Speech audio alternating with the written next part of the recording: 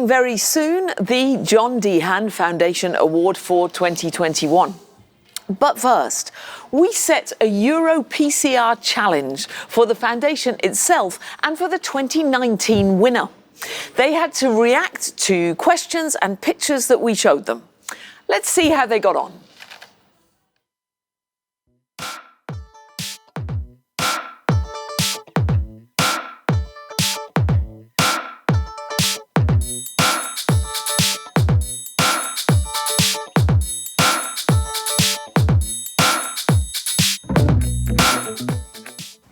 Well, the foundation was created by Jon DeHaan, a businessman who unfortunately was stricken with a heart attack in 1979 at the young age of 39 years. Having successful bypass surgery, he set out to educate himself about cardiac health and immediately learned that the functional life expectancy of his new bypass grafts was disappointingly short. This motivated Jon to begin funding cardiac research. And as fate would have it, Jon's investment in research would end up benefiting him personally because several years after his bypass, he would need another procedure in which he received a stent that, in part, his early funding helped develop. Jon will celebrate his 81st birthday in a few months, something that seemed unimaginable back in 1979. He realizes it is hard-won technological advancements and the medical professionals who delivered them that allowed him to live his full life. The Jon DeHaan Foundation Award for Innovation in Cardiology is Jon's way to give back to the medical community that has given him so much.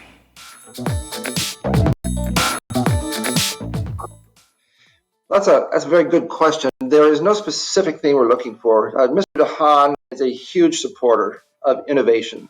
So any innovation in the cardiac space was acceptable. We don't want to limit ourselves. There may be some very interesting areas that could be excluded if we had set arbitrary criteria. So we really do not want to do that. We want to keep as open as we can. And certainly when you think about innovation, in many cases, the most innovative projects are something that's completely unexpected.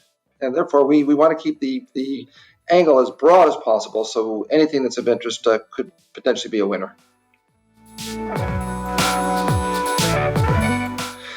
This year's shortlist has 10 individuals. As is the way we run this. We receive many applications, and we then take those down to a list of 10. The wonderful thing about our list of 10 is it's quite broad. There are applications in ambulatory monitoring, many applications in heart failure, and artificial intelligence. The shortlist thus consists of all of those applications, and we are delighted to have gone through this with devices, with therapy, as I said, and imaging as well. Yes, I can. The Jon DeHaan Foundation was delighted to give the Award for Innovation to Dr. Giora Weiss in 2019 for his groundbreaking work. But he's going to talk about that because I happen to know he has a EuroPCR challenge to do too. Oh, wow. Thank you, Mr. Tom DeHaan. It's a pleasure to be here again in EuroPCR, almost in Paris.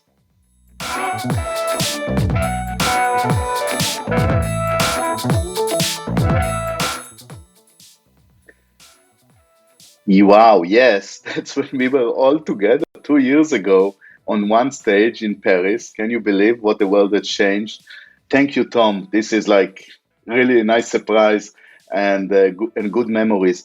And it's not just good memory. It was actually, a big honor for myself, of course, and for Filterlex to win this competition. It's very prestigious being associated with EuroPCR, and this is a big money that it's very important for a small startup company like Filterlex, and really help us to move forward with preparing and starting the first in-human study.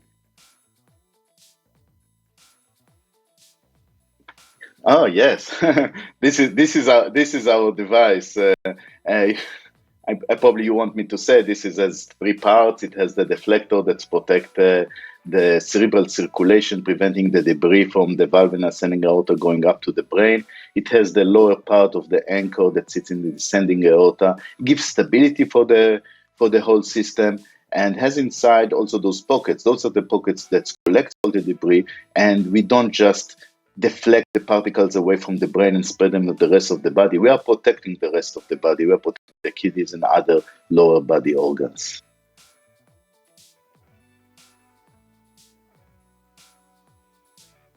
Oh, you got it. This is the way it's being deployed inside the aortic arch. You can see how stable it is and the unsheathing of the catheter. And yes, you see how the bulky Sapien valve is being delivered through the aortic arch. Nothing moves. This device is really stable inside the aortic arch and is very protective and safe.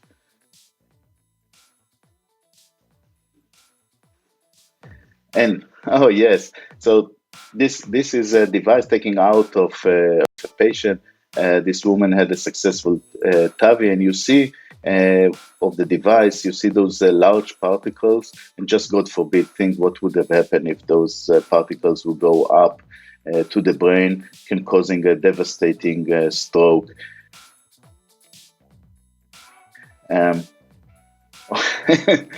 Mick Jagger, that's the way we presented it 2 years ago. We wanted all our patients to be safe, happy, dancing on the stage 2 weeks after TAVI. And this is not just about several selective patients. We are moving now forward with our large regulatory study in Europe, in the United States, and being able to help many, many patients that have TAVI and make that even a safer procedure to protect them, to prevent stroke that might happen in this procedure. Thank you, Jon DeHaan, Robert Schwartz, EuroPCR, and the Jon DeHaan Foundation of helping Filterlex and us to protect so many patients. It's really appreciated. Great to see Jon DeHaan, Rob Schwartz, Jura Weiss, and indeed Mick Jagger briefly. But now the time has come to find out who this year's winner is. William, please.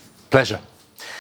So this year's competition was particularly high level, so much that we actually have two winners. It was just too close a call. So I'm pleased and proud to announce that David Kuraguntla with Alaio and Domenico Damario with Victorious Medical Technologies, they're both winners of the Jon DeHaan Foundation Award 2021. David Kuraguntla wins $150,000 for the Alaio project on a wearable device for continuous, non-invasive monitoring of potassium imbalance. And Domenico Damario wins $50,000 for his work on heart failure management with the world's first in-heart microcomputer, that is sensor technology developed by Victorious MedTech. So David, Domenico, please join us on screen. And hello, gentlemen. Welcome and bravo to both of you. Yes, hello to you both and congratulations. Now, get ready to receive your prize money, hopefully thanks to the magic of web TV. Over to you, Jean.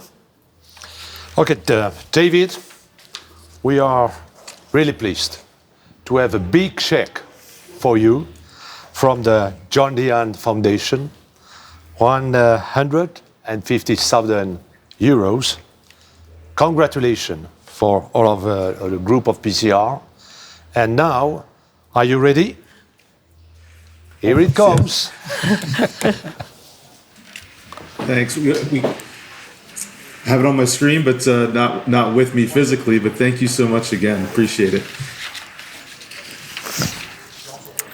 In that case, let's see if the magic works for Domenico. Hopefully, yes. Hi. Hi, Domenico. And Hi. again, we are all of us delighted to have a big check for you of €50,000 from the group of PCR and the Jon DeHaan Foundation. And really, we are really happy for you. Are you ready? You will get it. Yes. Few seconds.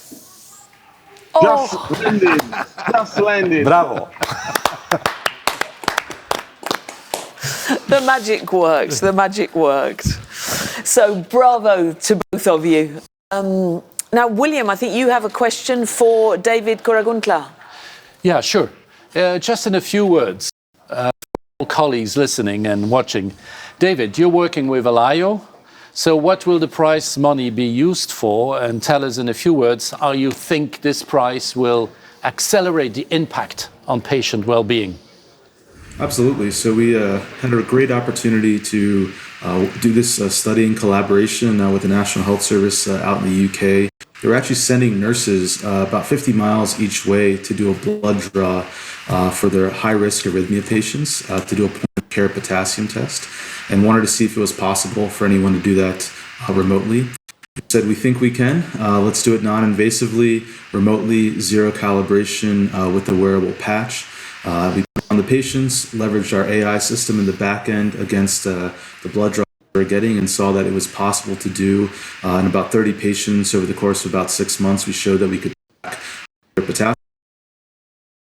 Yeah, we've lost you. Oh, but we got the essentials. Thank you very much. Thank you very much. Great work. And Jean, Domenico da Mario is working with Vectorious Medical Technologies, and you wanted to ask him something.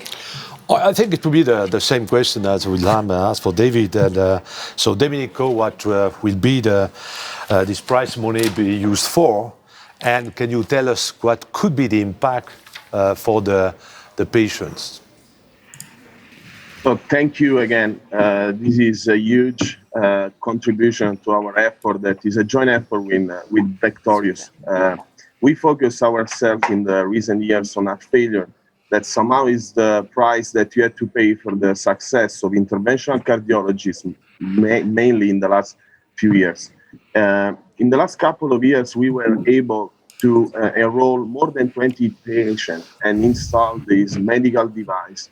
And thanks to the monitoring of the left atrial pressure, we were able to avoid.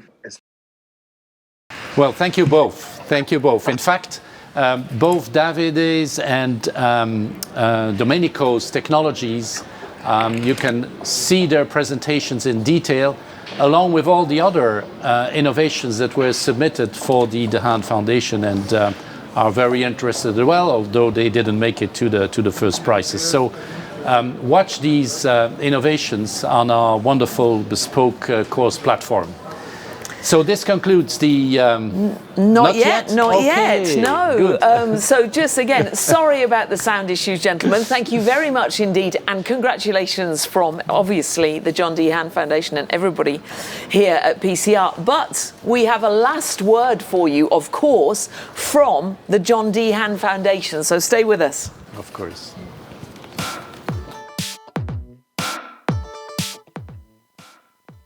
We would like to congratulate Dr. Kuraguntla and also Dr. DeMario for their outstanding projects.